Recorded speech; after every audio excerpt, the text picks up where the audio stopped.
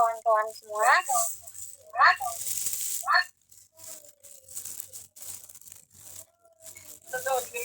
Baik kawan-kawan semua, kita akan memulai materi pagi hari ini yang akan dibawakan oleh teman saya. Kita akan masuk ke bab pertama, yaitu bab kurbah, yang akan dibacakan dan disampaikan oleh rekan kami, yaitu Ukti Umu Kamila. Ukti Umu Kamila. Ya. Baik, terdengar suaranya teman-teman ya? Baik, Ukti Umu Kamila, waktu kami persilahkan. Baik. Terima kasih kepada moderator yang telah memberikan kesempatan dan juga kepada Ustadz telah memberikan kesempatan kepada kami. Baik, saya mulai. Untuk pembahasan yang pertama adalah tentang kurbah. Apa itu kurbah? Kurbah secara bahasa adalah ibadah baik berupa ucapan maupun perbuatan. Sedangkan secara istilah, ialah sarana untuk mendekatkan diri kepada Allah berupa amal kebaikan dan ketaatan. Allah Ta'ala berfirman, وَمِنَ الْأَعْرَابِ مَنْ يُؤْمِنُ بِاللَّهِ وَالْيَوْمِ الْآخِرِ وَيَتَّخِذُ مَا يُنْفِقُ قُرُبَاتٍ عِنْدَ اللَّهِ وَصَلَوَاتِ الرَّسُولِ أَلَا إِنَّهَا قُرْبَةٌ لَهُمْ سَيُدْخِلُهُمُ اللَّهُ فِي رَحْمَتِهِ إِنَّ اللَّهَ غَفُورٌ رَحِيمٌ. Yang artinya, dan di antara orang-orang Arab Badui itu ada yang beriman kepada Allah dan hari kemudian, dan memandang apa yang diinfakkannya di jalan Allah sebagai jalan mendekatkan diri kepada Allah dan sebagai jalan untuk memperoleh doa Rasul. Ketahuilah, sesungguhnya infak itu suatu jalan bagi mereka untuk mendekatkan diri kepada Allah. Kelak Allah akan memasukkan mereka ke dalam rahmatnya, yaitu surganya. Sesungguhnya Allah Maha Pengampun, Maha Penyayang. Surat At-Taubah ayat 99. Jadi, kurbah ialah apa yang dapat digunakan untuk mendekatkan diri kepada Allah berupa amal kebaikan dan ketaatan. Kurbah sendiri ada 3 macam. Ada kurbah yang wajib, ada yang sunnah, dan ada pula yang mubah. Apa itu kurbah yang wajib? Kurbah yang wajib adalah yang telah disyariatkan, yang telah diwajibkan oleh Allah atas hamba-hambanya. Seperti contohnya, sholat, puasa, haji, dan zakat. Sedangkan kurbah yang sunnah, ia bukanlah hal-hal yang diwajibkan, akan tetapi, jika dikerjakan maka ia akan mendapatkan pahala, dan jika ditinggalkan maka ia tidak berdosa. Contohnya, sholat nafilah, membaca Al-Quran, wakaf, memerdekakan hamba sahaya, sedekah, dan menjenguk orang yang sakit. Lalu ada pula kurbah yang mubah. Hal yang mubah ini, kurbah yang mubah ini, ada hal-hal mubah yang jika kita niatkan untuk ibadah, maka ia juga termasuk kurbah. Maka ia akan mendapatkan pahala. Seperti perbuatan-perbuatan yang merupakan kebiasaan kita, yang jika kita niatkan untuk ibadah, maka ia akan mendapatkan pahala. Seperti contohnya makan dan tidur. Jika kita niatkan makan dan tidur itu untuk mendapatkan tenaga, untuk simpanan tenaga, untuk kita bisa ibadah lebih baik lagi,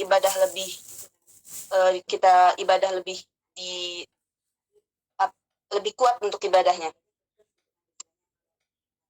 Namun, banyak sekali orang yang ingin mendekatkan diri kepada Allah, tapi caranya salah.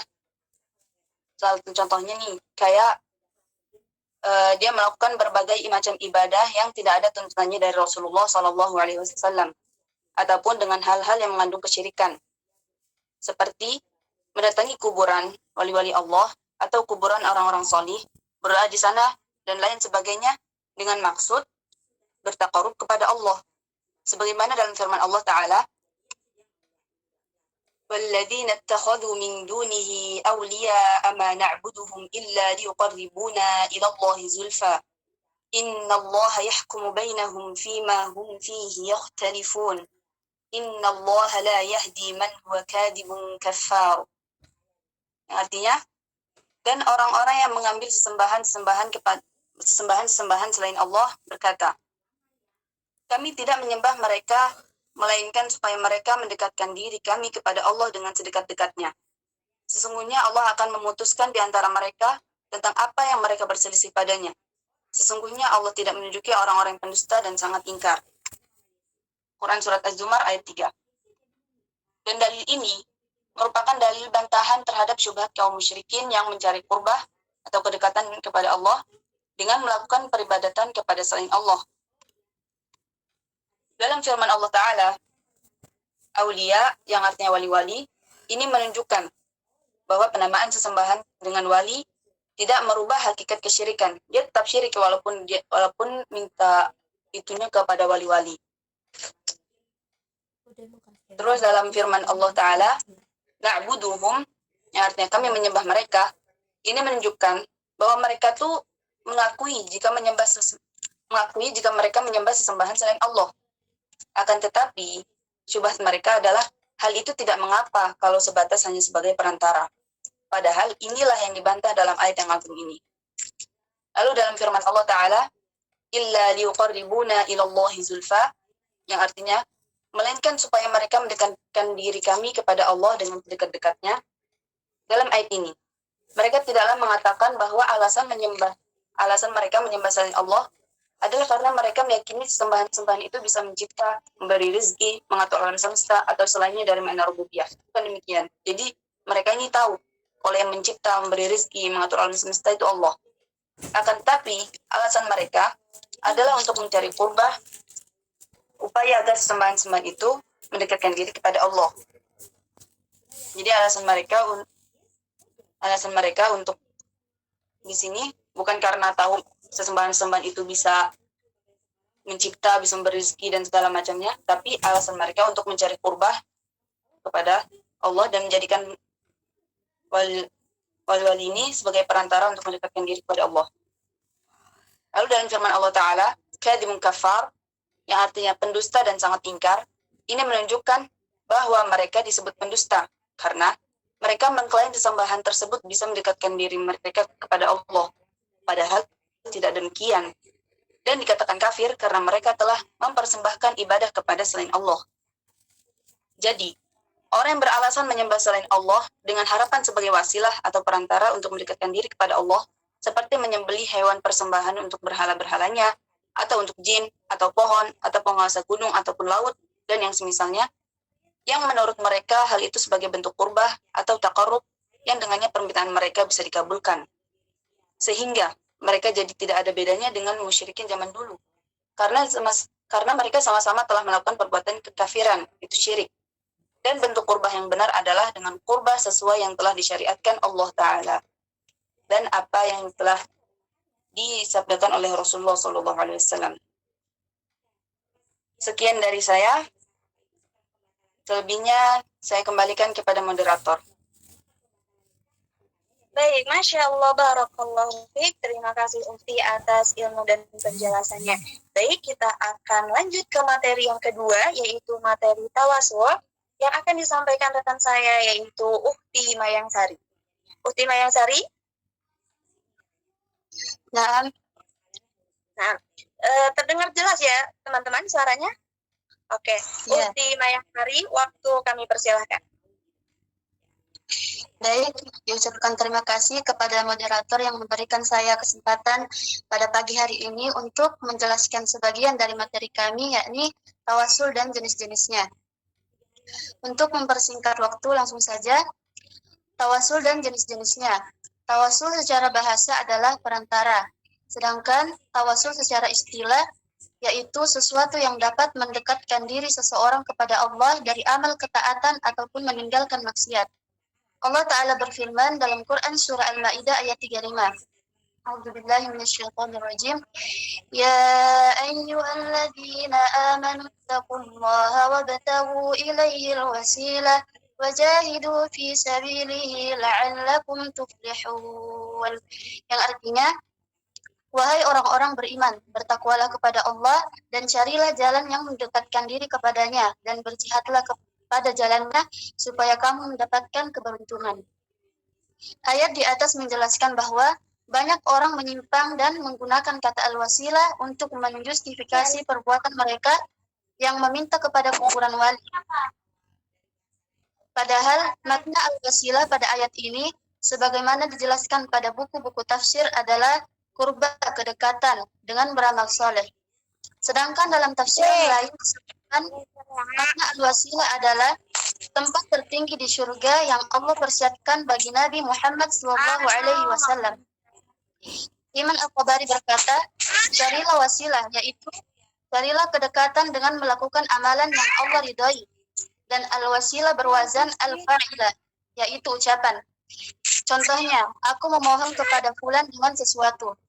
Dengan artian, aku mendekatkan diri kepadanya. Yang dimaksud dengan al-wasilah adalah kedekatan. Dan apa yang kami sampaikan senada dengan perkataan para ahli tafsir. Adapun Ibnu Katsir menyebutkan al-wasilah dengan dua makna. Makna pertama, sebagaimana yang disampaikan oleh Al-Qabari. Sedangkan untuk makna kedua, beliau berkata, suatu nama untuk tempat tertinggi di surga, yaitu kedudukan dan tempat tinggal Rasulullah SAW. Itu adalah tempat terdekat dengan arsy. Seperti yang disebutkan dalam hadis, waqad sabata fi sahih al-Bukhari min tariq Muhammad bin Munkadir an Jabir bin Abdullah qala Rasulullah sallallahu alaihi wasallam man qala hina yasma'u nida Allahumma rabb hadhihi ad-da'wati at-tammah was-salati al-qa'imah ati Muhammadan al-wasilata wal-fadilah wab'ath maqaman mahmudan alladhi wa'adtah illa halat lahu asy-syafa'ah yaum al-qiyamah. Diriwayatkan secara valid dalam Sahih Al-Bukhari dari jalur Muhammad bin Al-Munkadir dari Jabir bin Abdullah, ia mengatakan bahwa Rasulullah Shallallahu Alaihi Wasallam bersabda, siapa yang berdoa setelah mendengar azan, Allahumma rabb hadhihi ad-da'wati at-tammah was-salatil qa'imah ati Muhammadan al-wasilata wal fadilah wa ba'athu maqaman mahmudan alladhi wa'adtah, niscaya ia berhak mendapatkan syafaat pada hari kiamat. Jadi, wasilah hanya memiliki dua makna saja, yaitu yang pertama kedekatan kepada Allah dengan beramal soleh, dan yang kedua nama tempat yang spesial untuk Rasulullah Shallallahu Alaihi Wasallam di akhirat. Selanjutnya jenis-jenis dan macam-macam tawasul. Tawasul mendekatkan diri kepada Allah dengan cara tertentu, yaitu ada 3 macam. Yang pertama, tawasul masyru' atau yang disyariatkan. Tawasul masyru' ialah tawasul kepada Allah Ta'ala dengan asma dan sifatnya dengan amal solih yang dikerjakannya atau melalui doa orang solih yang masih hidup. Tawasul masyru' sendiri tergolong menjadi 3. Yang pertama, tawasul dengan nama-nama dan sifat-sifat Allah, yaitu tawasul kepada Allah Ta'ala dengan asma dan sifatnya, dengan amal soleh yang dikerjakan atau melalui doa orang soleh yang masih hidup. Tawasul dengan nama-nama dan sifat-sifat Allah, yaitu seseorang memulai doa kepada Allah dengan mengagungkan, membesarkan, memuji, mensucikan zat yang maha tinggi, nama-namanya yang indah dan sifat-sifatnya yang tinggi. Kemudian berdoa dengan apa yang dia inginkan dengan menjadikan pujian, pengagungan, dan pensucian ini hanya untuk Allah Ta'ala agar dikabulkan doa dan mengabulkan apa yang seseorang minta kepadanya dan mendapatkan apa yang dia minta kepada Rabb-Nya. Allah Ta'ala berfirman dalam Quran surah Al-A'raf ayat 180. Walillahil asma'ul husna fad'uuhu biha wa dharul ladzina yulhiduna fi asma'i sayujzauna ma kanu ya'malun. Yang artinya, hanya milik Allah Asma'ul Husna. Maka bermohonlah kepadanya dengan menyebut Asma'ul Husna itu dan tinggalkan orang-orang yang menyimpang dari kebenaran dalam menyebut namanya. Nanti mereka akan mendapat balasan terhadap apa yang telah mereka kerjakan. Berkata Abu Yusuf dari Imam Abu Hanifah rahimahullah, tidak sepantasnya bagi seseorang untuk berdoa kepada Allah kecuali dengan nama-nama dan sifat-sifatnya, dan tidak diragukan lagi apabila telah salih dari nama-nama Allah, maka dari itu juga selain sifat-sifatnya, karena sebagian nama-nama Allah berasal dari sifat-sifatnya, dan tidak masuk akal apabila sifat-sifat itu ada bagi sesuatu yang tidak memiliki zat. Dalil dari As-Sunnah adalah hadis yang diriwayatkan dari Abdullah bin Buraidah dari ayahnya radhiyallahu anhuma bahwasanya Rasulullah sallallahu alaihi wasallam mendengar seseorang mengucapkan, Allahumma inni as'aluka bi anna lakal hamda la ilaha illa anta wahdaka la syarika lak al-mannan ya badi'as samawati wal ard dal jalali wal ikram ya hayyu ya qayyum inni as'aluka al-jannah wa a'udzu bika minan nar. Ya Allah, aku memohon kepadamu, sesungguhnya Bagimu segala pujian, tidak ada ilah yang berhak diibadahi dengan benar kecuali Engkau yang Maha Esa. Tidak ada sekutu bagimu, Maha Pemberi nikmat, pencipta langit dan bumi tanpa contoh sebelumnya. Ya Rob yang memiliki keagungan dan kemuliaan, Ya Rob yang Maha Hidup, Ya Rob yang mengurusi segala sesuatu. Sesungguhnya aku mohon kepadamu agar dimasukkan ke surga dan aku berlindung kepadamu dari siksa neraka. Rasulullah Shallallahu Alaihi Wasallam bersabda, "Laqad da'a Allah Bismillahil Azimil Ladzi idza du'iya bihi ajaba wa idza su'ila bihi a'ta." Sungguh engkau telah meminta kepada Allah dengan nama-nama yang paling agung, yang apabila seseorang berdoa akan dikabulkan dan apabila ia meminta akan dipenuhi permintaannya.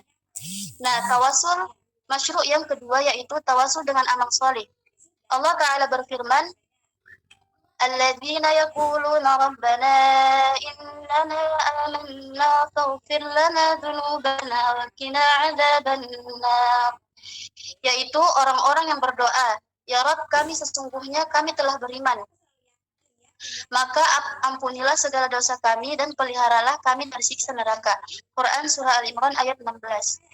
Dan dalil lainnya yaitu tentang kisah 3 orang penghuni gua yang bertawasul kepada Allah dengan amal-amal mereka yang saleh lagi ikhlas, yang mereka tunjukkan untuk mengharap wajah Allah yang maha mulia.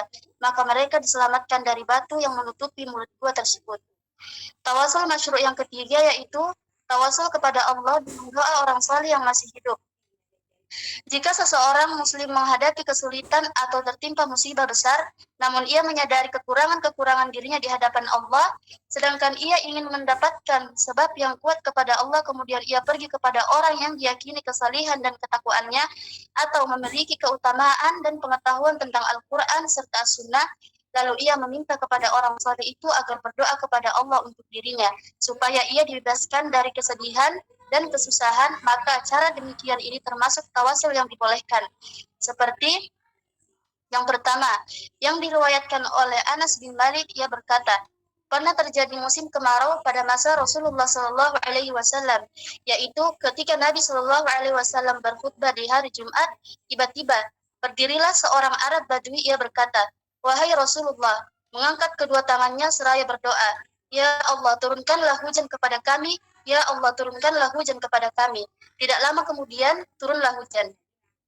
Contoh yang kedua, hadis yang diriwayatkan oleh Anas bin Malik bahwa Umar bin Al-Khattab radhiyallahu anhu ketika terjadi musim paceklik, ia meminta hujan melalui Al-Abbas bin Abdul Muthalib radhiyallahu anhu.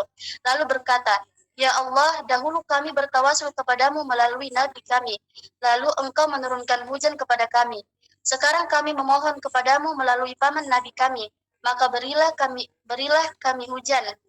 Anas bin Malik berkata, lalu mereka pun diberi hujan.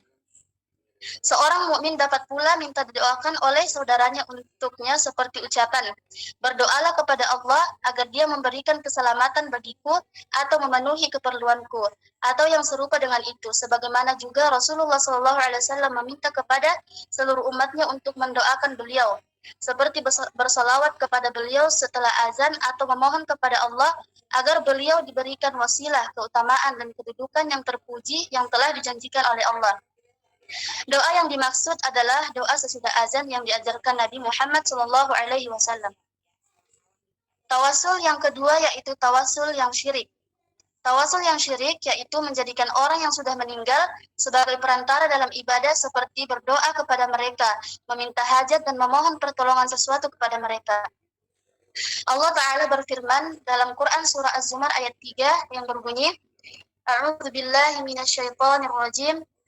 ألا لله الدين الخالص والذين اتخذوا من دونه أولياء ما نعبدهم إلا ليقربونا إلى الله زلفى إن الله يحكم بينهم فيما هم فيه يختلفون إن الله لا يهدي من هو كاذب كفار.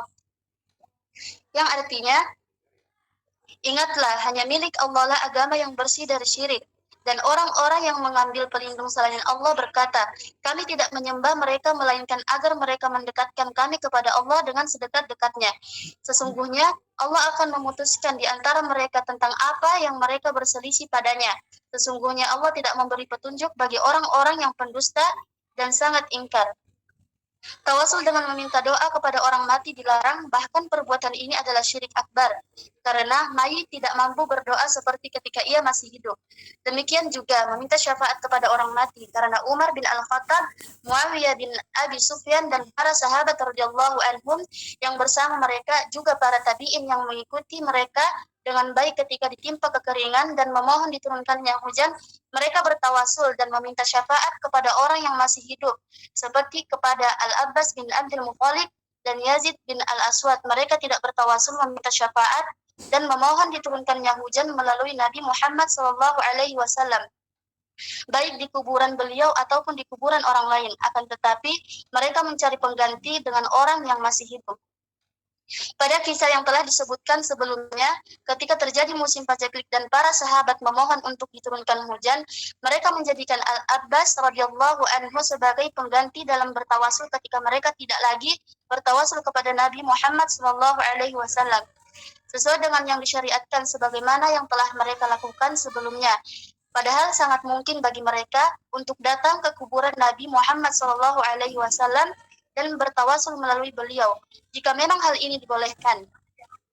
Dan mereka para sahabat radhiyallahu anhum yang meninggalkan praktik-praktik tersebut merupakan bukti tidak diperbolehkannya bertawasul dengan orang mati, baik meminta doa maupun syafaat kepada mereka.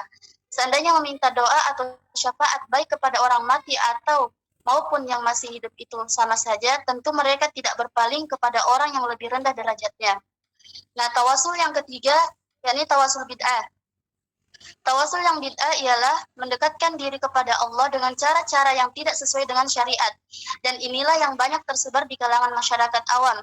Tawasul bid'ah ini ada beberapa macam di antaranya. Yang pertama, tawasul dengan kedudukan Nabi Muhammad SAW atau orang selainnya. Perbuatan ini adalah bid'ah yang tidak dibolehkan. Adapun hadis yang berbunyi, "Idza sa'altumullaha fas'aluhu bijahi fa inna jahi 'indallahi 'azim." Jika kalian hendak memohon kepada Allah, maka mohonlah kepadanya dengan kedudukanku, karena kedudukanku di sisi Allah adalah agung. Maka hadis ini adalah batil yang tidak jelas asal usulnya dan tidak terdapat sama sekali dalam kitab-kitab hadis yang menjadi rujukan. Tidak juga seorang ulama pun yang menyebutkan sebagai hadis.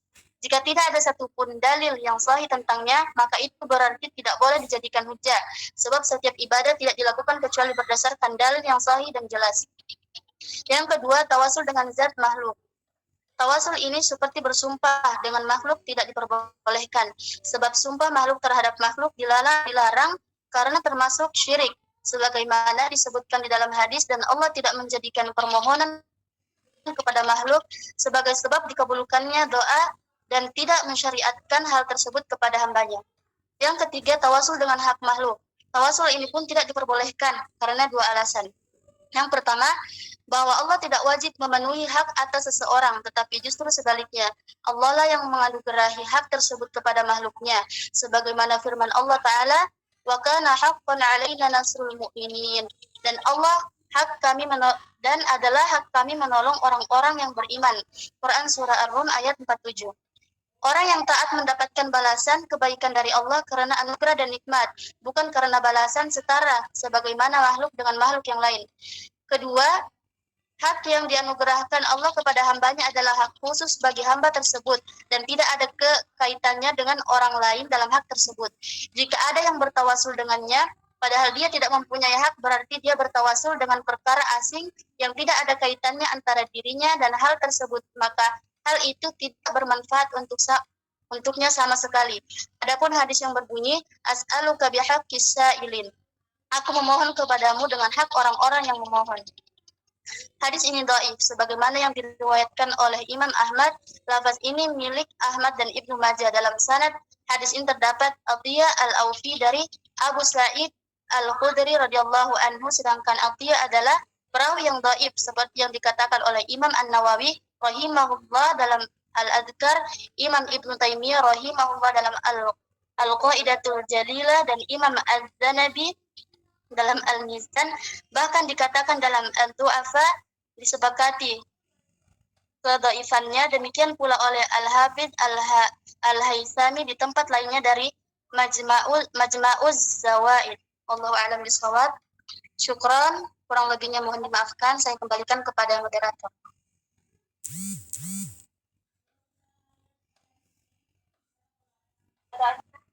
Baik, Masya Allah, barakallahu fiik. Terima kasih Ufti Maryam telah memberikan ilmu dan penjelasannya. Baik, kita lanjut ke materi kita selanjutnya, yaitu materi syafaat yang akan disampaikan oleh Ufti Ilma. Ufti Ilma? Iya. Baik, terdengar suaranya ya teman-teman? Baik, Ufti Ilma, waktu kami persilahkan. Terima kasih saya ucapkan kepada moderator yang telah memberikan kesempatan kepada saya untuk memberikan penjelasan mengenai syafaat dan jenis-jenisnya. Langsung saja, syafaat menurut bahasa diambil dari kata asyaf'u yang artinya merupakan lawan kata al-witru atau ganjil, yaitu menjadikan yang ganjil menjadi genap, seperti menjadikan dari 1 menjadi 2 atau 3 menjadi 4. Adapun menurut istilah, syafaat adalah penengah atau perantara bagi yang lain dengan mendatangkan suatu kemanfaatan atau menolak suatu kemudaratan. Maksudnya, syafi'i atau pemberi syafaat itu berada di antara masyfu' lahu yang diberi syafaat dan masyfu' ilahi atau syafaat yang diberikan sebagai wasilah atau perantara untuk mendatangkan keuntungan bagi masyfu' lahu atau menolak kemudaratan darinya. Faedah yang dapat disimpulkan dari definisi syafaat adalah diantaranya, pertama, bahwa makna istilah syafaat sesuai dengan makna bahasa, karena permintaannya ada, genap, yaitu permintaan dari syafi' dan masyfu' lahu. Yang kedua, hakikat syafaat adalah permintaan. Jadi, apa yang dilakukan kaum musyrikin berupa meminta syafaat kepada perantara agar ia memintakan kebutuhan mereka kepada Allah merupakan syirik. Walaupun perantara yang mereka mintai syafaatnya diantaranya adalah para nabi, wali, atau orang-orang saleh yang sudah meninggal dunia. Sehingga tidak dapat dipungkiri bahwa mereka berdoa kepada perantara. Disinilah nampak kesyirikan mereka dalam meminta syafaat ketika mereka berdoa kepada selain Allah.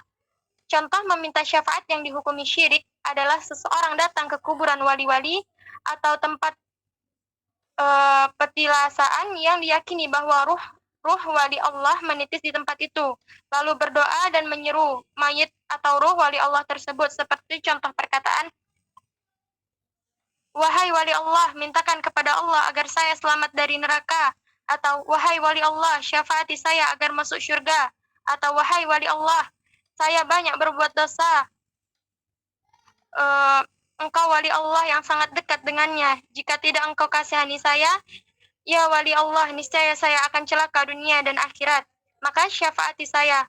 Atau "Wahai wali Allah, wahai sang penghilang duka, wahai sang pengangkat bala, saya dalam kesempitan dan sedang tertimpa musibah. Saya bersumpah di hadapanmu, mohon belas kasihanmu, mohonlah kepada Allah agar mengangkat musibahku ini. Ini semua adalah kalimat-kalimat syirik akbar.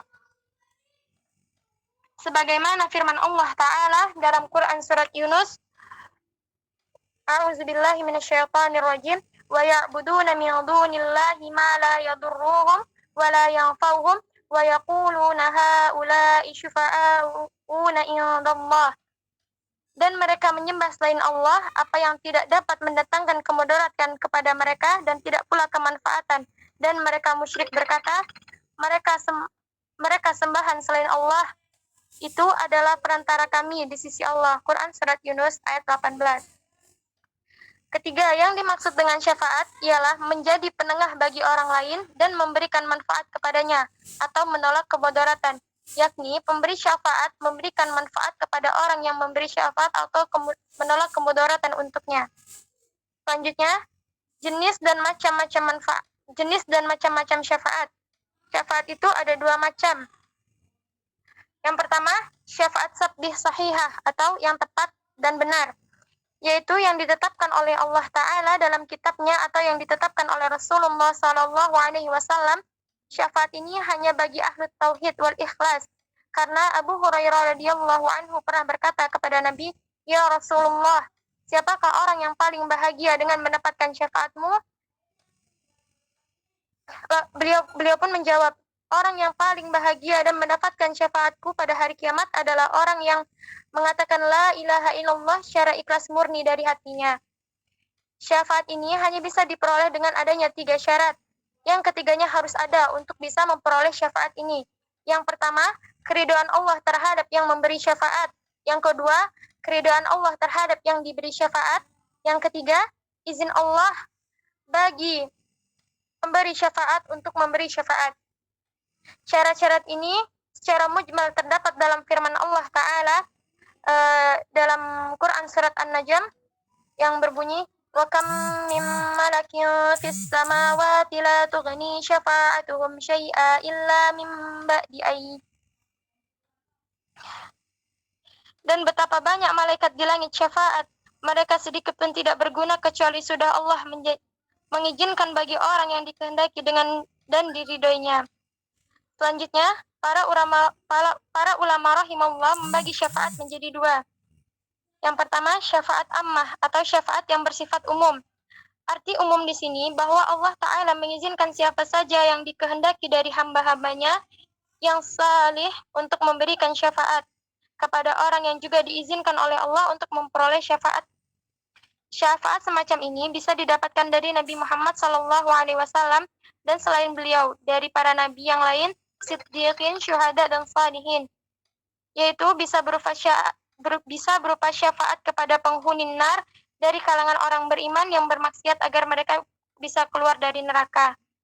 Yang kedua, syafaat khassah atau syafaat yang bersifat khusus. Syafaat ini khusus dimiliki oleh Nabi Muhammad SAW dan merupakan syafaat yang paling agung. Syafaat yang paling agung ini adalah syafaat pada hari kiamat ketika manusia tertimpa kesedihan, kesukaran yang tidak mampu mereka pikul. Kemudian mereka meminta orang yang bisa memohonkan syafaat kepada Allah Ta'ala untuk menyelamatkan mereka dari keadaan yang tersebut. Awalnya mereka datang kepada Adam, kemudian kepada Nuh, kemudian kepada Ibrahim, kepada Musa dan Isa alaihimussalam. Namun mereka semua tidak bisa memberi syafaat hingga akhirnya mereka meminta kepada Nabi Muhammad SAW, lalu beliau bangkit untuk memohonkan syafaat di sisi Allah Ta'ala untuk menyelamatkan hamba-hambanya dari keadaan seperti ini. Allah pun mengabulkan doa beliau dan menerima syafaatnya. Ini termasuk Al-Makam Al-Mahmud atau tempat yang terpuji yang telah dijanjikan oleh Allah kepada Rasulnya. Allah Ta'ala berfirman pada surat Al-Isra, "Dan pada sebagian malam hari salat tahajudlah kamu sebagai suatu ibadah tambahan bagimu. Mudah-mudahan Rabbmu mengangkat kamu ke tempat yang terpuji." Selanjutnya, syafaat yang kedua, syafaat batilah atau syafaat yang batil, yaitu syafaat yang tidak akan bisa memberi manfaat. Itulah syafaat yang jadi anggapan orang-orang musyrik berupa syafaat dari ilah-ilah mereka, yang dianggap bisa menyelamatkan mereka di sisi Allah Ta'ala. Syafaat ini sama sekali tidak akan memberikan manfaat kepada mereka. Allah Ta'ala berfirman dalam surat Al-Mudaththir, "Maka tidak berguna lagi bagi mereka syafaat dari orang-orang yang memberikan syafaat." Itu dikarenakan Allah tidak ridho terhadap kemusyrikan orang-orang musyrik tersebut dan tidak mungkin mengizinkan kepada siapapun untuk mensyafaati mereka, karena tiada syafaat kecuali bagi orang-orang yang diridhoi oleh Allah. Allah tidak ridho akan kekufuran bagi hamba-hambanya dan tidak menyukai kerusakan. Ketergantungan orang-orang musyrik terhadap ilah-ilah mereka yang mereka ibadahi serta mengatakan mereka adalah para pemberi syafaat bagi kami di sisi Allah adalah ketergantungan yang batil yang tidak bermanfaat. Bahkan hal ini tidak akan mendekatkan diri mereka kepada Allah, melainkan malah menjauhkan mereka dari Allah. Orang-orang musyrik mengharap syafaat dari berhala-berhala mereka dengan cara yang batil, yaitu dengan mengibadahi berhala-berhala ini yang merupakan kebodohan mereka yang berupa usaha untuk mendekatkan diri kepada Allah dengan suatu yang justru malah semakin menjauhkan mereka dari Allah. Allah Ta'ala berfirman dalam surat Al-Baqarah ayat 254, Hai orang-orang yang beriman, belanjakanlah di jalan Allah sebagian dari rezeki yang telah kami berikan kepada kalian. Sebelum datang hari yang pada hari itu tidak ada lagi jual beli dan tidak ada lagi persahabatan yang akrab dan tidak ada lagi syafaat dan orang-orang kafir itulah orang-orang yang zalim. Sekian penjelasan dari Ana mengenai syafaat, kurang lebihnya Ana mohon maaf. Selanjutnya Ana kembalikan kepada moderator.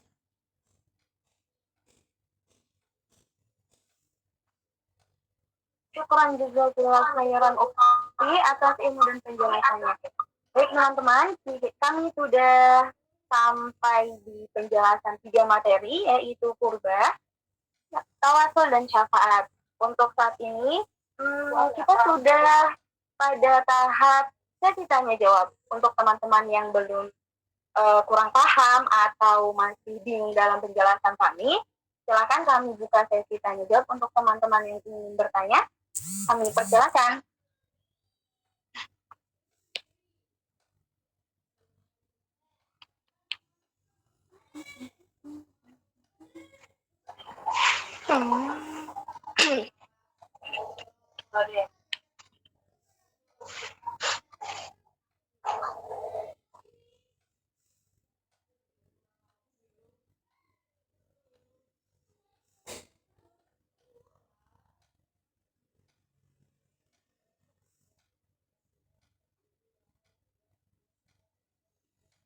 Baik, teman-teman, tidak ada pertanyaan?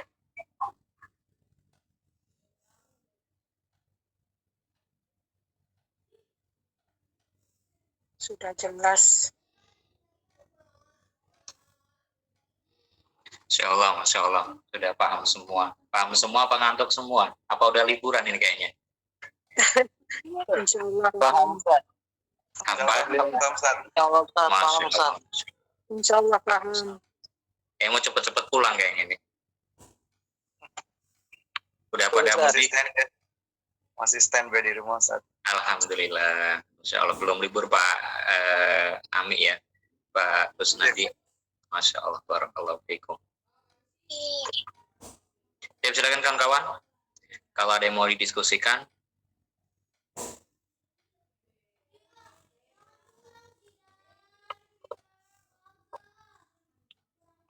Menunggu penyempurnaan dari Ustaz. Masya Allah. Baik. Ini Ustaz ya. Makalah kelompok 8. Sebentar, Anda lihat dulu.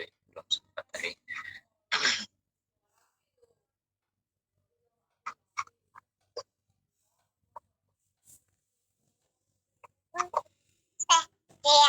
Nah, kalau nggak ada yang ditanyakan, Ana izin untuk bisa menambahkan sedikit ya. Nggak banyak-banyak.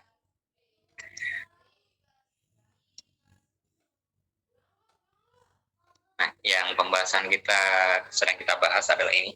Tadi prolognya ya, Ana sampaikan di awal, qadarullah ternyata kata Mas Ketua, Saat nggak ada suaranya Saat ya, qadarullah ternyata nggak ada suaranya. Nah, tentang kurba dan tawasul dan syafaat, mengapa demikian? Mengapa kita angkat tema ini? Karena ini tema menurut Ana sangat penting ya, temanya sangat penting sekali. Nah, ini terjadi dari zaman dahulu ya sampai sekarang ada terus ya, dari dahulu sampai sekarang ada terus dan terulang-ulang terus ya. Kalau dahulu ya, nah kita ke ininya dulu, munasabahnya dulu. Apa sih korelasinya dengan tema yang kemarin? Kemarin kita bahas tentang masalah rububiyah. Jadi sebagian besar umat manusia secara umum ya, kalau kita generalisir itu dalam artian bahasa artinya umum. Nah, menurut sebagian teori pendidikan, generalization itu merupakan proses penyerapan materi ya, proses pemahaman konsep, proses pemahaman materi. Nah, di dalam konsep tersebut ya, pelajaran tersebut, generalization artinya menyimpulkan dari sebab keumuman tersebut disimpulkan, nah seperti itu. Nah, kalau kita generalisir, kawan-kawan semua, ikhwah semua, ahibah, mereka ini ya, orang-orang kufar, orang-orang musyrikin pada zaman dahulu, ketika ditanya siapa yang menciptakan langit bumi, siapa yang memberikan rezeki, ya, siapa yang mengatur alam semesta, menghidupkan, mematikan, langsung spontan jawab Allah Subhanahu wa Ta'ala. Ya, kemudian pertanyaannya, kenapa kok mereka ini masih menyembah berhala? Ternyata tidak juga. Ya, mereka ini ada dua keadaan. Wa minan nasi may ya'budullah ala harfin. Dalam ayat disebutkan ada manusia yang mereka itu menyembah Allah di ujung saja. Maksudnya ujung, torf itu apa? Ketika mereka sedang di ujung tanduk, ya dalam musibah, mereka menghadap Allah Subhanahu wa Ta'ala. Tapi ketika dalam masa lapang, masa luas, mereka menyembah berhala-berhala mereka. Maka mereka mengakui ada dua Tuhan, Tuhan langit dan Tuhan bumi. Tuhan langit maksudnya Allah Subhanahu wa Ta'ala, Tuhan bumi adalah sesembahan berhala-berhala mereka. Kemudian kawan-kawan, ya mereka sudah mengakui Allah yang menciptakan, Allah mematikan, mengatur alam semesta, yang berkuasa segala macam itu sebenarnya Allah Subhanahu wa Ta'ala.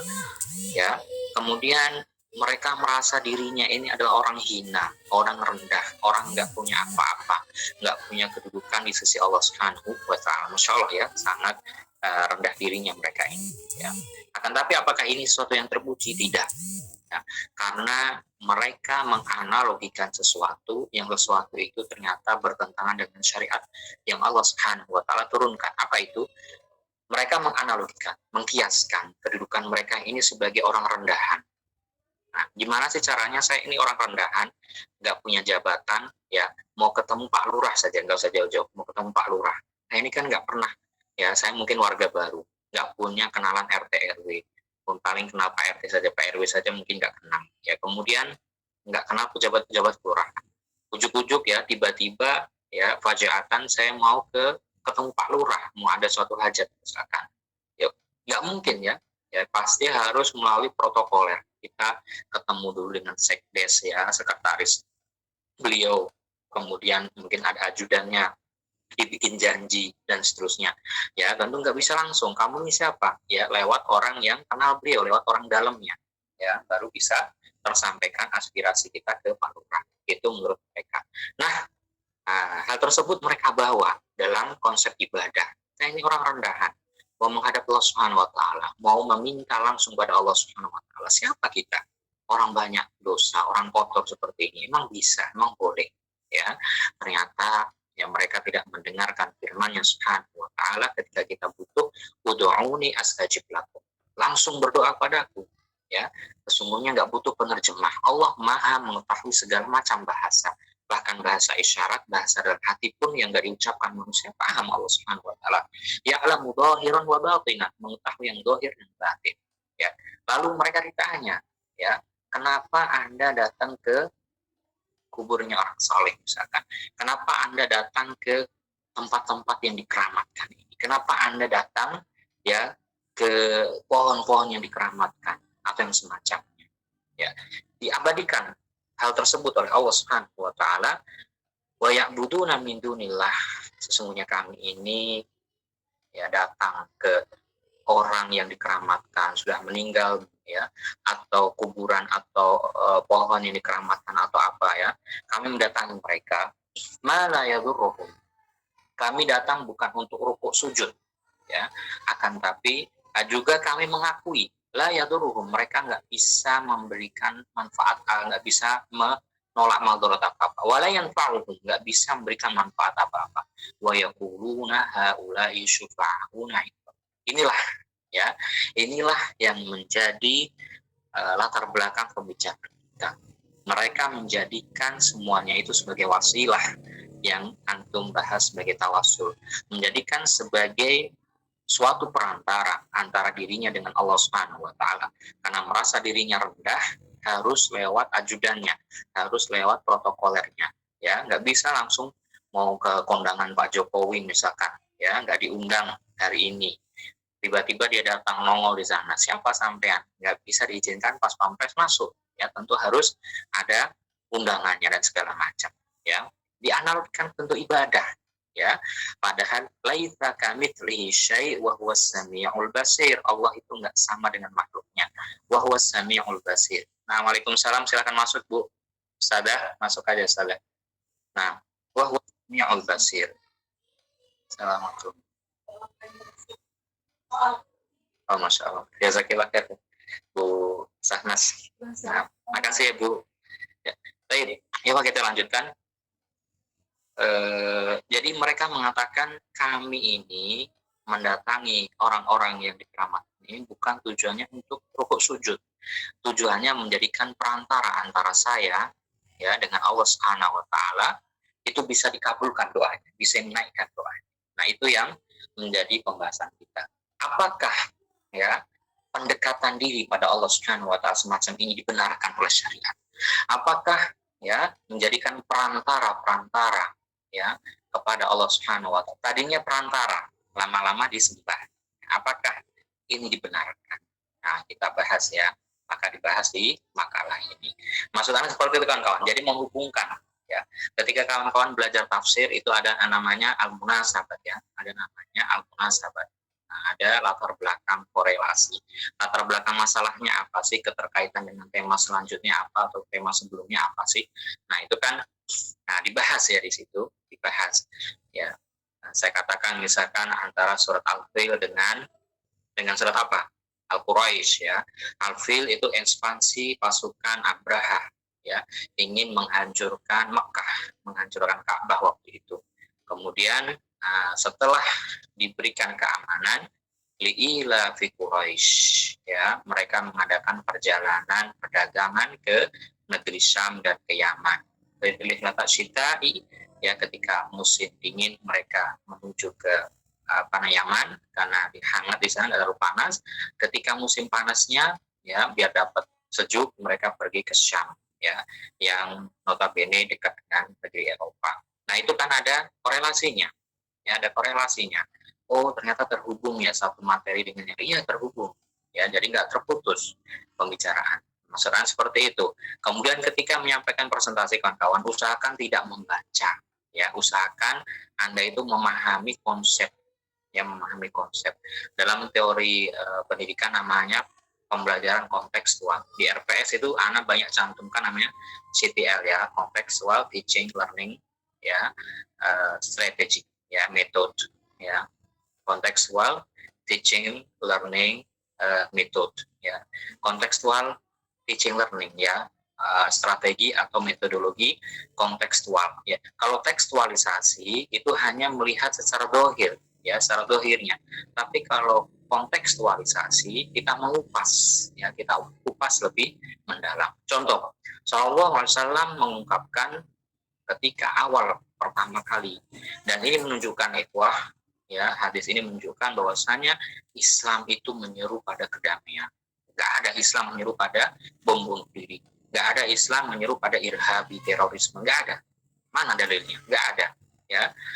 Waqatiluhum hatta la takuna fitnah, itu nanti akan kita bahas di pertemuan yang akan datang. Apa maksudnya waqatiluhum hatta la takuna fitnah di situ? Apakah maksudnya melakukan tindakan terorisme? Apakah melakukan bom bunuh diri? Nah, itu akan kita bahas di ya, tema berikutnya. Tenang ya, ini bukan tugas ya. Tugas lagi, kemarin dia belum selesai, ya ada tugas lagi ya. Baik. Jadi maksudnya seperti itu. Sallallahu alaihi wasallam ketika awal pertama kali ya ke Madinah, sampai hijrah ke Madinah pertama kali, dalam konferensi persnya beliau Shallallahu Alaihi Wasallam menegaskan ya, diriwayatkan dari Abdullah bin Salam ya, ditegaskan ayuhanas afsus salam, wahai manusia sebarkan salam. Ini kan sudah pesan perdamaian. Bagaimana dikatakan Islam itu agama teroris, agama irhabi, ya nggak masuk akal. Stempel. Nah, bagaimana dikatakan Islam sebagai agama teroris? Ya, dari mana dasarnya? Apa dalilnya? Literasi mana yang menunjukkan hal tersebut? Ya, nggak ada. Baik. Kayaknya punya anak. Baik. Wa'at'imut ta'am. Ya. Dari kata afsus salam saja kan kawan. Ya, afsus salam itu jangan hanya diterjemahkan memberikan salam, ucapan assalamualaikum. Betul, sangat-sangat betul sekali. Silakan ya tafsirkan dari hadis-hadis yang ada, dari ayat-ayat yang ada ya tentang ucapan salam. Silakan. Akan tapi apakah hanya cuma itu? Enggak. Nah, inilah pentingnya kontekstualisasi dalam pembelajaran. Kita tarik makna yang lebih dalam dari itu. Apa kontekstualisasinya ucapan salam? Salam itu kan nama dari nama-nama Allah Subhanahu wa taala. Assalam ya assalamah. Ya, salam adalah rasa keamanan, ketenangan, keselamatan. Ya, fungsinya apa? Selain menebarkan salam ucapan syiar umat Islam, kita juga ya diharuskan menebarkan perdamaian di muka bumi. Kita menebarkan keamanan di muka bumi. Kita menebarkan ya rasa kenyamanan di muka bumi. Sallallahu alaihi wasallam pernah bersabda, al-muslimu man salimal muslima min lisani wa yadih. Ya, al-muslimu sebagai fa'il, al-muslimu ya, man salima al-muslima ya, al-muslima ya. Kedua sebagai maf'ulun bih ya, sebagai objeknya ya, min lisanihi wa yadih, dari gangguan lisannya, dari gangguan tangan. Ini kan salam ya, ini kontekstualisasi namanya. Kita tarik maknanya lebih dalam ya. Kemudian menyebarkan perdamaian, menyebarkan rasa aman ya. Di antara juga tidak menyebarkan berita hoax ya. Itu juga ungkapan salam ya, keselamatan, perdamaian ya, tidak menyebarkan berita hoax. Lihatlah dahulu Nabi SAW pernah dirongrong oleh kaum-kaum yang ingin menjatuhkan kredibilitas beliau ya. Beliau dan keluarganya pernah direndahkan kehormatannya. Apa itu? Hadithul ifk ya, tentang berita bohong, berita hoax yang menyebar di sepenjuru penduduk Madinah, akhirnya sampai ke seantero negeri ya. Mengatakan bahwasanya ibunda Aisyah radhiyallahu anha telah berbuat ya perbuatan yang tidak senonoh. Akhirnya Allah sucikan ibu Aisyah ya, dan nama baik martabat keluarga Nabi Shallallahu alaihi wasallam.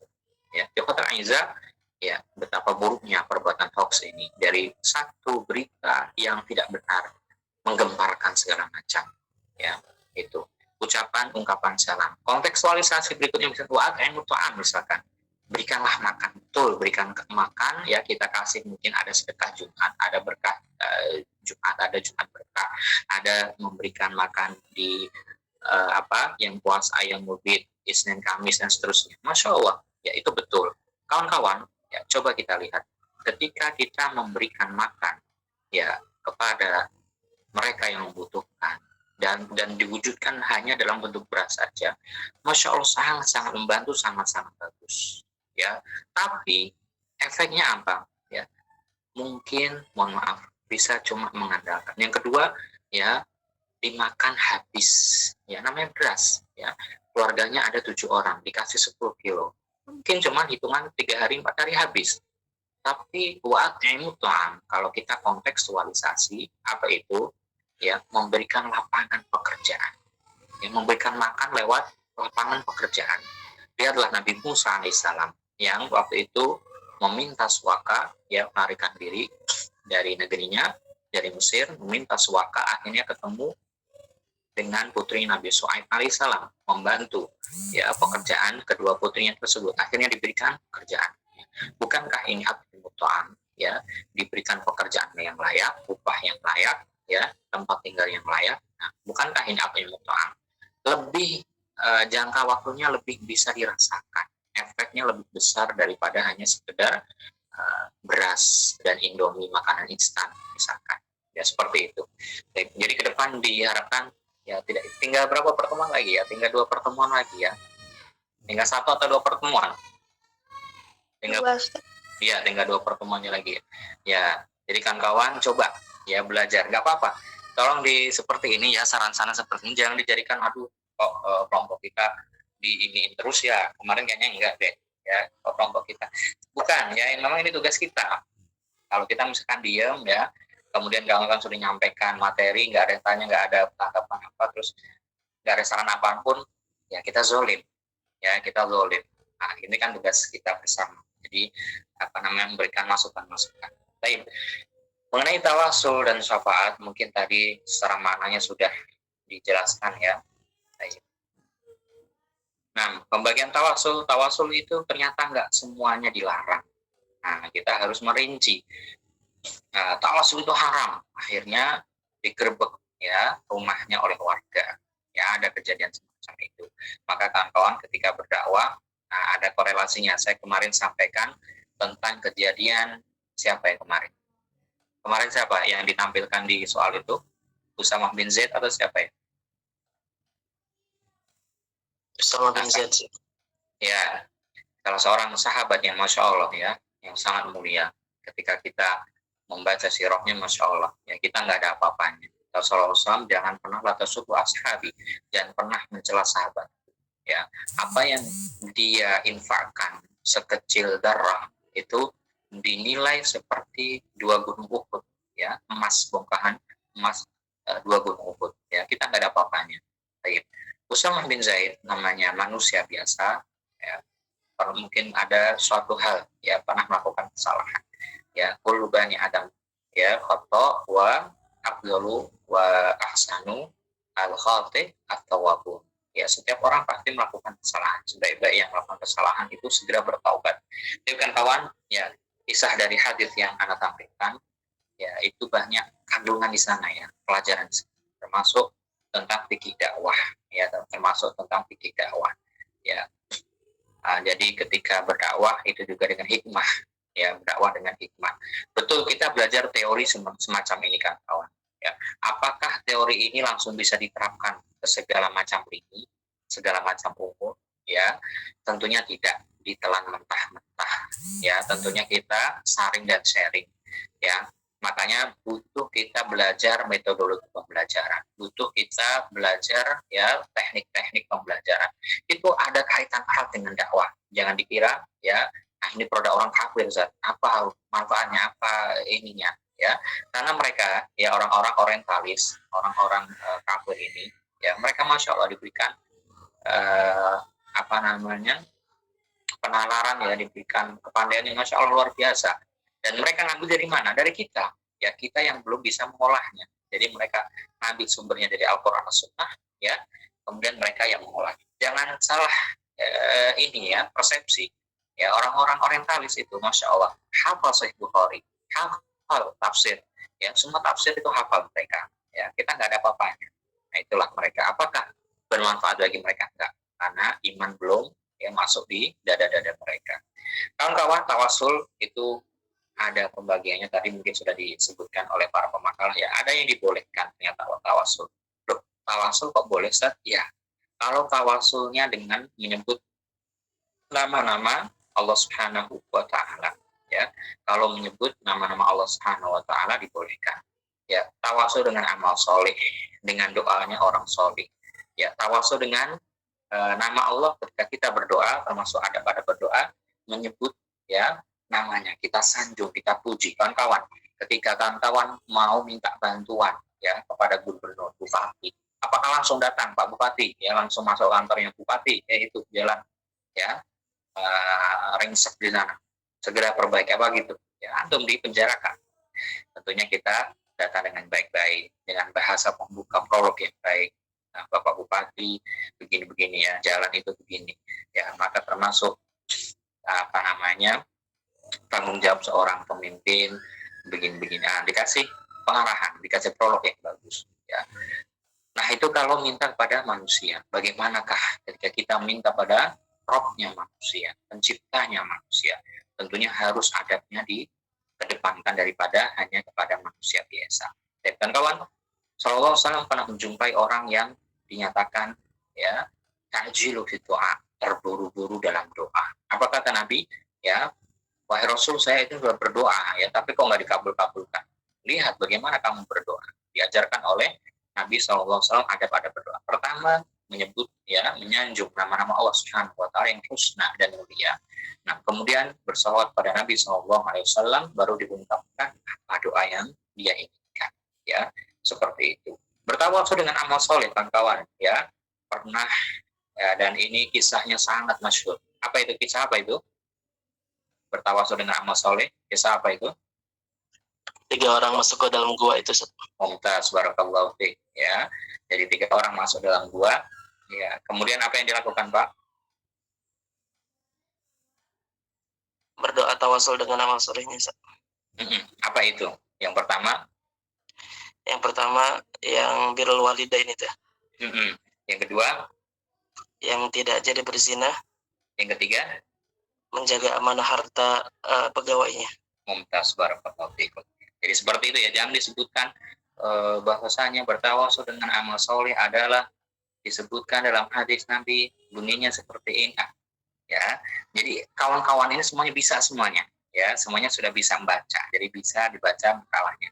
Nah, kita ketika ekspresikan ya ketika kita mempresentasikan itu cukup poin-poin pentingnya gitu. Nah, setelahnya nanti baru ada diskusi gitu ya. Nah, doa orang soleh mungkin tadi sudah disampaikan ya, doa orang soleh apa itu?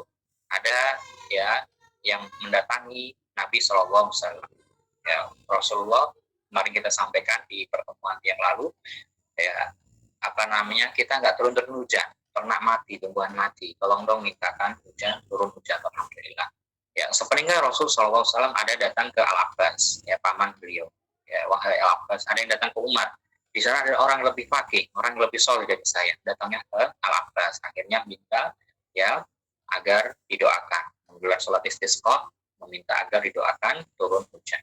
Jadi boleh ya, katanya berdoa kepada orang yang berdoa minta kepada orang nggak boleh, minta kepada orang ya nggak boleh kalau itu khusus bagi Allah Subhanahu Wa Taala, perkaranya minta hujan ya, minta agar gak banjir, minta agar gak gempa, nggak boleh ya. Ini maksudnya dengan doanya perantaranya orang soleh yang masih hidup ini, dia berdoa ya, bukan dengan orang yang sudah mati ya, nggak bisa ngapa-ngapain kemudian kita minta, kan itu ya. Ada tawasul yang ya tidak dibolehkan karena tidak dicontohkan, tawasul dengan kedudukan Nabi. Nah, ini nggak boleh ya, banyak kaum muslimin ya meminta dengan bijahin Nabi, bimakanin Nabi, dengan kedudukan Nabi ya, kita meminta agar begini dan begitu ya. Ada suatu ungkapan yang sering kita dengar, ya Rabbi bil Mustafa, Bude, ini wahai Tuhanku respon bil sama Mustafa. uang Siapa makan ya, Mustafa? Bude? Nabi Muhammad sallallahu alaihi wasallam. Balik maqasidan. Nah, enggak kita rasakan ya, oh ternyata itu ada sesuatu dia. Balik maqasidan, sampaikanlah hajat-hajat kami ya dengan perantara Nabi. Nabi kan sudah nggak ada. Kalau Nabi masih ada, kita minta langsung didoakan nggak apa-apa. Kita minta didoakan guru kita minta doakan oleh seorang habib, seorang kiai, orang tua kita.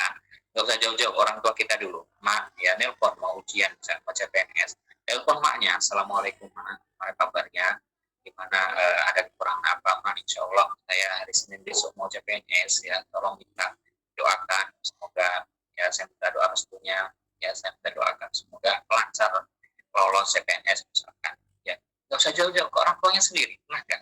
Minta didoakan orang tuanya sendiri. Ya, dahulu ketika pagi hari, mungkin saya pernah cerita di kelas ini atau saya belum pernah, ya saya lupa. Saya pernah cerita belum Pak di kelas ini, ibu-ibu? Sebetulnya belum, Ustaz. Nah, kita mesti direkam. Ya, satu hal yang sangat mengesankan bagi kami ya, benar apa yang dikatakan Sallallahu Alaihi Wasallam, bahwasanya seorang guru, ya seorang ulama itu lebih sayang kepada murid-muridnya daripada orang tuanya. Apa buktinya?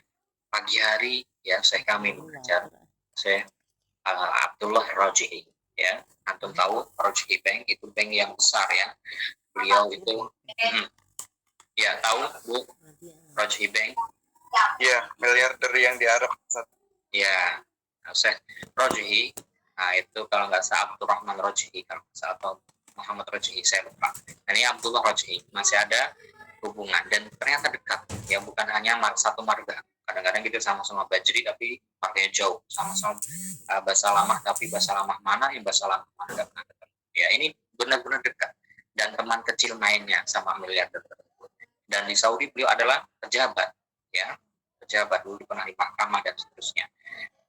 Ketika masuk kelas, masya Allah sangat tawadhu ya. Pejabat-pejabat itu nggak ada yang berani ngetuk kelas ya. Kalau beliau masuk di kelas itu nggak ada yang berani masuk, kalau ngetuk kelas nggak diizinkan masuk, nggak masuk beliau. Kata mudir sampai itu direktur ya, sampai itu rektor mau masuk kelas kita nggak bisa ya, masya Allah ya, punya kedudukan khusus beliau dari kerajaan Saudi Arabia ya. Suatu saat ya, hampir ketika beliau mengajar pertama kali yang ditanyakan, sudahkah kalian anak-anakku ya menelpon orang tua kalian pada pagi hari? Sudahkah kalian tanya keadaan ibu bapak kalian di rumahnya? Sudahkah kalian ya mengabarkan keadaan kalian ke orang tua kalian?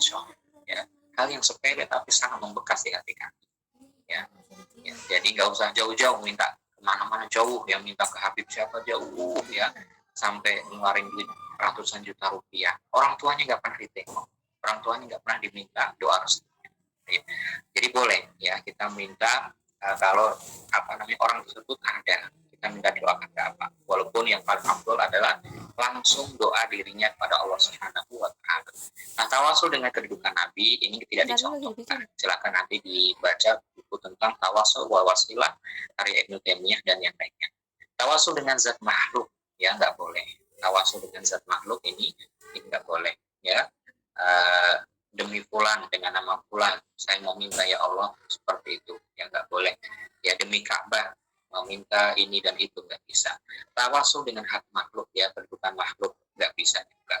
Jadi kalau yang pertama tadi ya, adanya Al-Abbas karena beliau adalah orang soleh, keluarga dekat Nabi, tapi beliau masih hidup ya, bukan berarti dengan kedudukan beliau tetap ya dijalankan syariatnya, tetap dengan berdoa. Kemudian wallahu alam, saya lupa apakah digelar sholat istisqa waktu itu, saya lupa. Nah, jadi bukan berarti dengan kedudukan ini kan ada kedekatan nasab dengan Rasulullah katanya ya, ada buktinya enggak, wallahu alam ya, kemudian datang ke saya rame-rame ya, bukan menjadi itu kawan-kawan. Kalau cuma dekat nasab dengan Rasulullah itu enggak cukup. Apa buktinya? Apakah kurang dekat apa Abu Lahab dengan Rasulullah, kurang dekat apa Abu Jahal dengan Rasulullah ya, apakah dirahmati, bahkan sebagainya. Tawasul yang syirik ya, menjadikan orang yang sudah nggak bisa ya, atau memohon perkara-perkara yang khusus bagi Allah Subhanahu wa taala ya, dimohonkan kepada orang atau makhluk tersebut. Nah, ini nggak boleh.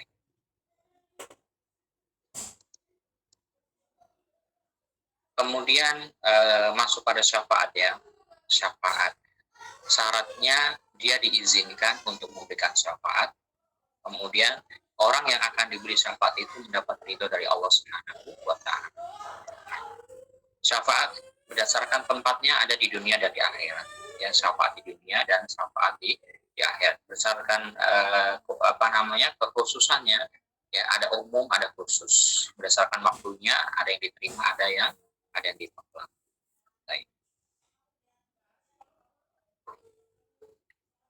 Nah, kawan-kawan mungkin ada yang bertanya ya, Ustadz, apakah kita nggak boleh meminta tolong pada sesama kita? Boleh ya, kalau hal tersebut bukan sesuatu yang khusus ya, hak prerogatif Allah Subhanahu wa taala, memberi jodoh, memberikan rezeki, memberikan anak, menghidupkan, mematikan dan seterusnya, itu kan hak Allah ya, kita nggak bisa ya. Kalau minta diseberangkan, minta diambilkan barang, minta dibantu dalam urusannya, nggak masalah ya.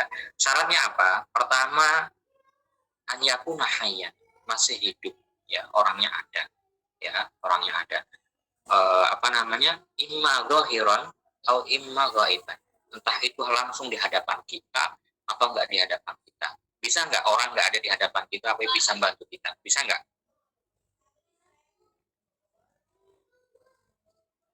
Nah, masih ada orang nggak ini? Apa jangan-jangan udah keluar dari tadi? Nggak bisa, Ustaz. Masih, Ustaz. Nggak bisa? Masih, Ustaz. Iya. Masih berapa menit ya? Nanti kabar ya. Kalau sudah mau habis. Nah, tahu-tahu kayak yang sudah anak ngomong lama-lama ya, hampir 1 jam ternyata nggak ada orang. Oke. Ya, kawan-kawan, ya bisa nggak orang yang nggak ada di hadapan kita tapi bantu kita? Bisa nggak? Bisa. Ijma ini kesepakatan ulama ya. Ya Ustaz, debat tergantung dengan yang mau minta tolong, Ustaz. Oke. Ya, selama orangnya masih hidup, masya Allah ya, selama orangnya masih hidup, entah di hadapan kita langsung atau nggak di hadapan kita, bisa ya. Orangnya nggak ada tapi ya dia punya ajudan, dia punya anak buah, bisa ya, tinggal telepon anak buahnya, tinggal dia anak buah ya, besok kamu ke tempatnya fulan atau fulanah bantu kerjaan, bisa ya. Intinya orangnya an yakuna hayyan, kemudian an yakuna qadiran, memiliki kemampuan ya. Bagaimana kita minta diseberangkan kepada orang buta ya, kata para ahli ini namanya pelecehan. Halo kan kawan, Bu, tolong ditutup dulu, Bu. Tolong ditutup dulu ya mikrofonnya. Sudah? Baik, sudah nggak sabar ya, udah mau liburan ya. Ntar dulu ya, sudah ditunggu anaknya. Baik, anjakuna qadiron. Baik, anjakuna qadiron, ada kemampuan ya. Bagaimana kita mau meminta untuk diseberangkan dari satu sungai ke sebaliknya gitu misalkan ya. Nggak ada jembatan, orang nggak bisa renang. Ya, dia namanya pelecehan. Ya, dia namanya pelecehan. Minta diseberangkan sama orang buta, dia sendiri mau nyebrang susah. Ya, kita mengharap bantuan dia. Nah, ini namanya pelecehan. Bukan perkara yang khusus bagi Allah Subhanahu wa taala. Hanya kunahayan qadiran walaysa amrun khasatan lillahi subhanahu. Bukan perkara yang khusus bagi Allah Subhanahu wa taala. Silakan boleh meminta bantuan kepada sama. Berikutnya kawan-kawan, ya, syafaat di akhirat ya. Iya Bude, Tadi makasih ya mungkin Bude. sudah disebutkan ada yang khusus, ada yang umum. Apa Ustaz boleh bertanya Ustaz? Silakan. Ditambahin Mengenai yang IT4 itu gitu, Ustaz, Bang. sebelumnya minta syafaat harus sama orang yang IT4. masih hidup Ustaz. Ana Ya.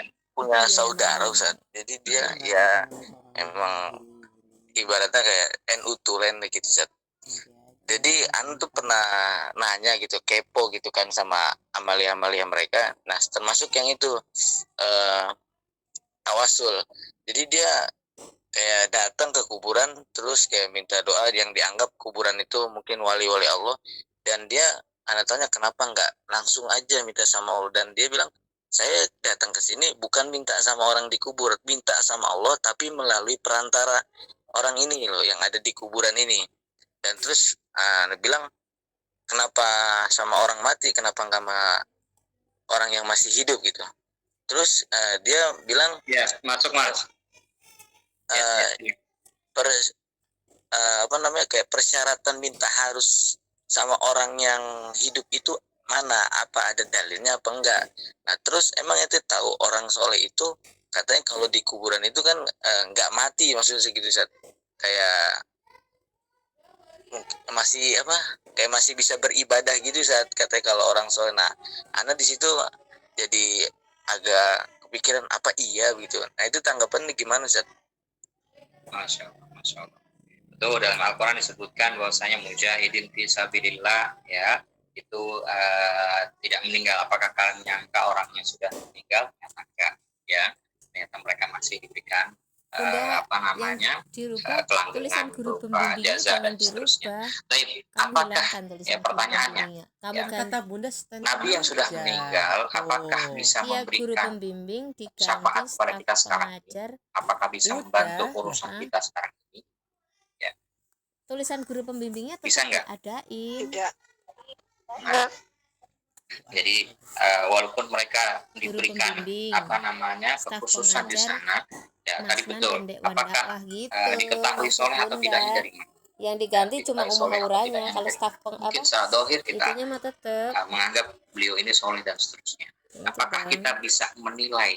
Apakah kita mengetahui hakikat Ini kesolehan kan ada seseorang? tulisan guru pembimbing, Mas. Ya mungkin apa namanya Biarin ketika di tetap hadapan masih manusia ada masya umur Allah aurannya ya, aja yang tapi diganti ketika staf di pengajar rumahnya Dewan dan Dakwah seterusnya dan Allah alam. Ada suatu ungkapan dari Abdullah bin Masnan Abbas gitu, kalau nggak staf salah, pengajar Masnan orang-orang dan Dewan mengira Dakwah. sebagai orang Tapi yang guru soleh pembimbing tetap ya, harus tapi ada mereka gitu. Guru karena hal tersebut pembimbing. ya Wah, ditutupi aib-aib oleh Enggak, Allah tulisan Subhanahu ini loh, wa tulisan taala guru dan disampaikan pembimbing tetap masih tersebut ada. ya oleh Guru saya kamu pembimbing. siapa namanya Titik ya, dua, dia mengatakan bawahnya tapi staf berkenaan pengajar dengan hal Masnan dan tersebut Dewan ya Dakwah gitu ya maksud apa Bunda. namanya Orang nyambung. adakah dari ayat maupun hadis yang menyebutkan bahwasanya mereka Jadi yang guru pembimbing masih ada nih, guru apa tadi pembimbing disebutkan tetap itu masih masih ada. hidup ya, Bawahnya baru disebutkan staf pahala mereka pengajar mengalir Masnan di dan alam Dewan kubur ini, Dakwah apakah gitu disebutkan maksudnya. dibolehkan Ini kan meminta, Haura kan udah nggak dibolehkan bimbing lagi di untuk situ. Makanya mendapatkan kan Bunda apa ganti namanya bantuan staf dari pengajar mereka. Masnan dan Dewan Itu Dakwah kawan-kawan. gitu maksudnya. Kalau mereka Tapi sendiri tulisan guru ya pembimbing jangan nggak bisa dibuang. menolong Tetap anak ya apa tulisan yang guru menimpa pembimbingnya. mereka di Tadi alam mau kan sana. langsung Kita staf nggak tahu di pengajar alam Dewan sana Dakwah dan Masnan gitu apakah doang ya. ya mereka diadab, apakah Tetap mendapat ada nikmat, kita tulisan juga nggak tahu. guru pembimbing. Ya itu perkara gaib, Itunya hanya Allah ada. Subhanahu wa taala yang maha mengetahuinya. Maksud nggak tapi Ya, yang Bunda maksud? seperti itu. Jadi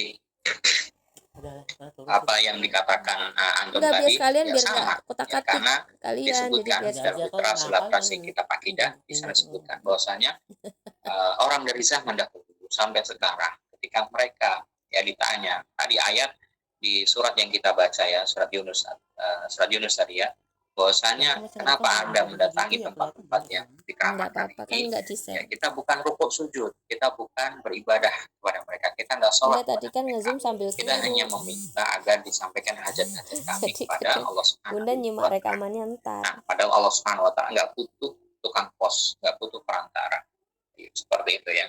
Nah, jadi kalau mereka sendiri yang meninggal Sama ini, kita nggak tahu ditambahin keadaannya IP4 satu. itunya ya Yang Bang. kedua, mereka sendiri nggak bisa Ini menolong telah ya dibuka diri pendaftaran mereka. Sebutkan kelas dalam ayat tafsir yang lain, intensif khusus Umar bahwasanya ya ketika IT4 mereka sudah Masjid meninggal, Nurul keadaan gitu. orang-orang Itu orang kafir, IT4 tuh mereka fotonya sebelum menyesali masjid. ya laitani, ya mereka ingin dikembalikan lagi ke dunia ini, apa Terus namanya, bisa diuraikan untuk bisa beramal soleh, untuk tahfiz bisa apa kayak melaksanakan gitu sholat, Bang. untuk bisa Di sini ya Bang. bersedekah, ya untuk bisa bersedekah, ya Biar lebih itu adalah canggih, biar lebih canggih. gambaran orang di alam kubur.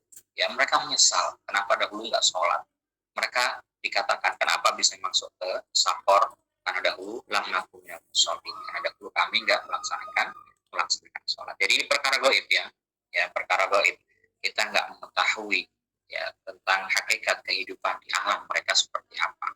Disebutkan dalam literasi hadis bahwasanya yang bisa mendengarkan suara jeritan orang yang di alam kubur adalah ya sebagian hewan-hewan diberikan Allah Subhanahu wa Ta'ala untuk bisa mendengarkan ya jeritan orang di alam kubur yang mendapat siksakah atau yang mendapat nikmatkah, hanya mereka. Adapun kita dibatasi. Apa kata Sallallahu Alaihi Wasallam? Ini kata ini sudah benar, tinggal Ketika tambahin guru kalian pembimbing mengetahui aja. Guru hakikat pembimbing titik sebenarnya 2 kehidupan staf ya di pengajar alam lisan dan kubur, dewa dawanya udah bener. nggak Cuma merasakan dikasih kelezatan dunia, tulisan nggak mau orang guru bekerja, pembimbing nggak gitu mau Bang. orang untuk menikah, nggak ada orang untuk Gitu doang. dan seterusnya ya, nggak akan orang bisa hidup ya seperti sekarang. Bagaimana bisa menikmati pekerjaannya? Dia tinggal di kuburan, orang jerit-jerit sana disiksa, maunya ibadah terus ya, maunya sholat terus dan seterusnya. Jadi begitu ya, kita nggak tahu perkara tersebut ya, kita nggak tahu ya hakikat seorang yang hidup di alam kubur tersebut ya, seperti itu. Baik, ada yang mau ditanyakan? Yang lain? Karena Ustaz, Silakan. Assalamualaikum warahmatullahi wabarakatuh. Assalamualaikum. Apakah bertawasul kepada orang yang soleh lebih utama daripada kita meminta langsung kepada Allah? Mana yang lebih utama gitu Ustaz? Sekron. Tadi pertanyaan pertama saya lupa. Jadi dibedakan antara tawasul dengan tabarruk. Ya, tabarruk dengan benda-benda yang dari Nabi boleh. Dahulu para sahabat bertabarruk dengan rambut Nabi, bertabarruk dengan keringat Nabi, bertabaruk dengan bekas wudhu Nabi SAW boleh ya, tapi kalau meminta berdoa kepada Nabi nggak boleh. Itu boleh maksudnya Pak. Kenapa Ibu? Enggak Ustaz, lanjut Ustaz. Ya, bisa ditutup dulu mikrofonnya Bu. Tapi kalau tabaruk itu boleh ya, tapi itu khusus untuk zatnya Nabi saja ya, untuk zatnya Nabi tabaruk kita boleh. Nah, banyak kejadian katanya ini rambut Nabi, katanya ini terompah Nabi, katanya ini pedang Nabi, ya bisa valid enggak? Ya, dari mana dapat silsilah sanad pedang itu pedang Nabi? Ya, dapat ini rambut Nabi. Rambut Nabi apa rambut kamu? Rambut Nabi atau rambutnya orang lain? Ya, ada sanadnya enggak? Nah, itu yang perlu dipertanyakan. Kalau benar itu rambut Nabi ya silahkan. Ya, tapi kalau bukan rambut Nabi, ya buat apa gitu ya, karena ini khusus hanya untuk rambut Nabi, maka tidak dibenarkan praktek-praktek ya keagamaan nyari berkah, misalkan dengan berkahnya kiai yang ludah kemudian jadi rebutan. Nah, ini dasarnya dari mana?